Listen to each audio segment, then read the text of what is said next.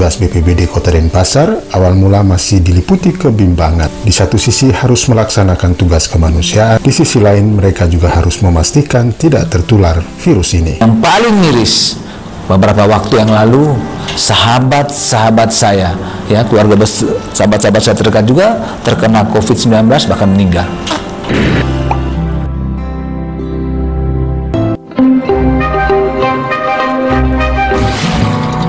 Jangan lupa subscribe. Dr. Ricardus Ardi Ganggas SEM4, jejak prestasinya di cabang olahraga karate tak perlu disangsikan. Seabrek penghargaan dan medali dikoleksinya dari beragam kejuaraan daerah di Bali, tingkat nasional maupun internasional. Dari cabang olahraga inilah Ardi pun memasuki dunia birokrasi pemerintahan di Bali. Kini dia menjabat Sekretaris Badan Penanggulangan Bencana Daerah BPBD Kota Denpasar. Sebelum menyimak kisah pengalaman menggetarkannya di dunia karate, juga perjalanan kariernya di birokrasi pemerintahan di Bali, ada kisah menarik bahkan menyeramkan yang dituturkan Ardi Ganggas kepada Denpasar TV Channel. Ardi mengungkapkan pengalaman mendebarkan jajaran BPBD Kota Denpasar saat awal-awal menangani pasien COVID-19 di lapangan. Itu dimulai sejak Maret 2020 saat pemerintah mengumumkan COVID-19 sebagai pandemi. Ketika itu, formula penanganan orang meninggal akibat COVID-19 belum seperti sekarang. Petugas BPBD Kota Denpasar awal mula masih diliputi kebimbangan. Di satu sisi harus melaksanakan tugas kemanusiaan, di sisi lain mereka juga harus memastikan tidak tertular virus ini. Soal itu, Ardi Ganggas membagikan kisah nyatanya. Jangan lupa like, komen, share, dan klik subscribe Denpasar TV Channel sebelum Anda menyaksikan tayangan ini. Matur suksume semeton.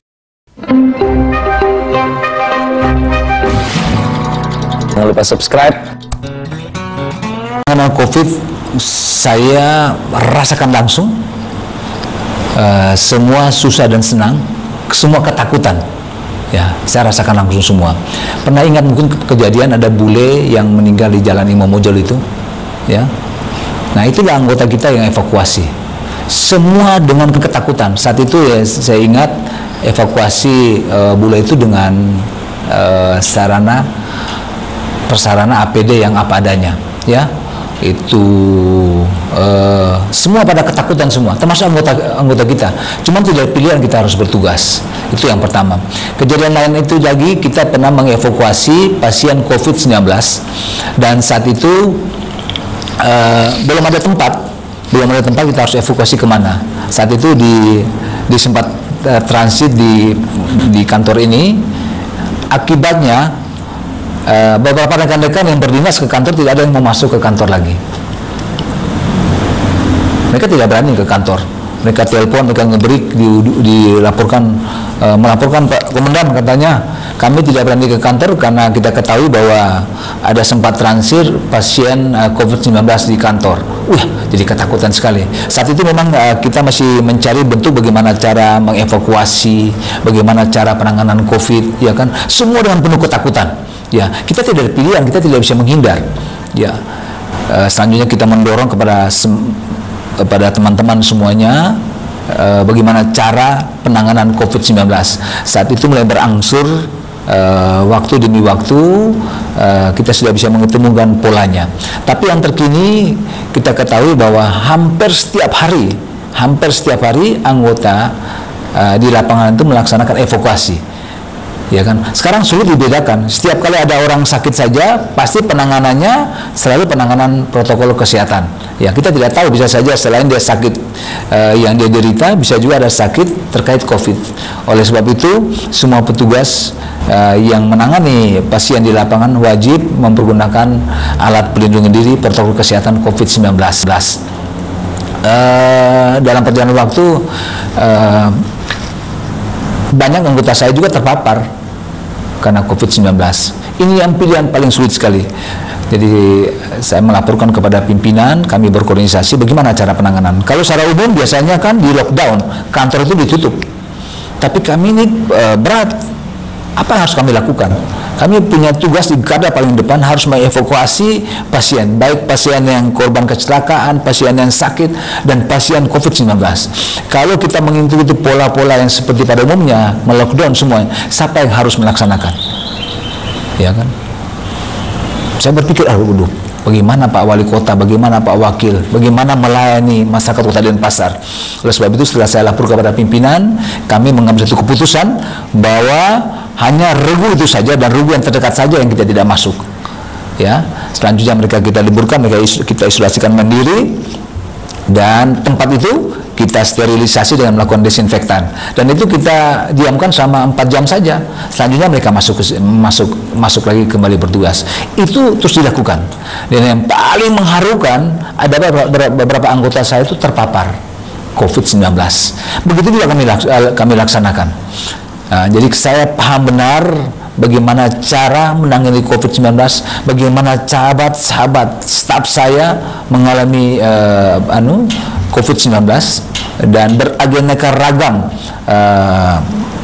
tingkat penyembuhan. Saya memahami sekali, dan yang paling utama bagaimana memberikan motivasi kepada para anggota mereka tetap semangat. Bayangkan saja anggota-anggota di lapangan itu yang langsung berhadapan langsung itu terkena COVID-19. Ya, kita mengatur mereka siapa yang harus isolasi mandiri, siapa lagi harus melaksanakan tugas di lapangan. Dan yang paling miris, beberapa waktu yang lalu sahabat-sahabat saya, ya, sahabat-sahabat saya terdekat juga terkena COVID-19 bahkan meninggal. Begitu juga di keluarga besar BPPD juga ada yang terkena COVID-19, mereka meninggal. Sangat-sangat menyakitkan sekali, ya, sangat-sangat menyakitkan. Ini yang mungkin yang memberikan saya semangat, motivasi, dan saya senantiasa selalu berada. Dan yang terakhir kita ketahui bahwa kita kesulitan melakukan pemakaman. Beberapa waktu yang lalu kita sempat minta bantuan kepada TNI. Sekali lagi mereka juga pekerjaan kan cukup banyak, sangat banyak. Nah, kita sempat mengajukan permohonan dari masing-masing OPD di Kota Denpasar untuk mengirimkan masing-masing orang 1 orang, tapi rupanya tidak ada respon.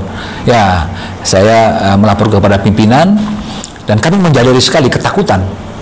Nah, akibatnya mengalami diskusi panjang, kami memutuskan semua karyawan pria di BPPD itu wajib sebagai tim pemakaman. Ya, jadi Pak pimpinan menyetujui, dan selanjutnya tim pemakaman di Kota Denpasar itu langsung saya yang memimpin. Jadi beberapa kali ada tim pemakaman COVID-19 itu saya pimpin langsung di lapangan. Ya, saya pimpin lapangan. Yang jadi persoalan adalah ketakutan juga teman-teman. Desa lurah tidak ada mau makamkan. Saya bilang ayo kita makamkan. Dan ada aturan terbaru. Mungkin teman-teman bisa melihat bahwa yang kita sering lihat adalah baju asmat, pemperluan APD lengkap dengan face shield, dengan sarung tangan. Sebenarnya untuk pemakaman tidak demikian. Jadi APD itu level 3, hanya dengan perundangan sarung tangan dengan masker medis macam begini saja. Jadi pada waktu pemakaman itu saya terpaksa harus menjadi contoh. Jadi ada beberapa anggota saya yang memakai pakaian lengkap, yang tidak memakai pakaian lengkap, masker dengan sarung tangan cuma saya gitu. Jadi beberapa kali setiap kali saya melakukan pemakaman, anggota saya semuanya pakai pakaian lengkap, saya saja memakai masker dan sarung tangan. Bukan karena saya hebat, tidak, sesuai dengan protokol kesehatan. Karena pasien itu sudah di pemulasaran itu sudah melewati protokol kesehatan. Dia sudah dimandikan, dia sudah disinfektan, dia dimasukkan dalam plastik, dimasukkan dalam peti, petinya sudah disinfektan. Tapi itu ketakutan luar biasa, sehingga kita bisa ketahui banyak sekali keluarga, ya kan, desa Banjar itu tidak mau memakamkan. Ya, nah inilah mungkin saya rasakan suka duka saya yang terakhir. Tapi sekali lagi ini menjadi panggilan.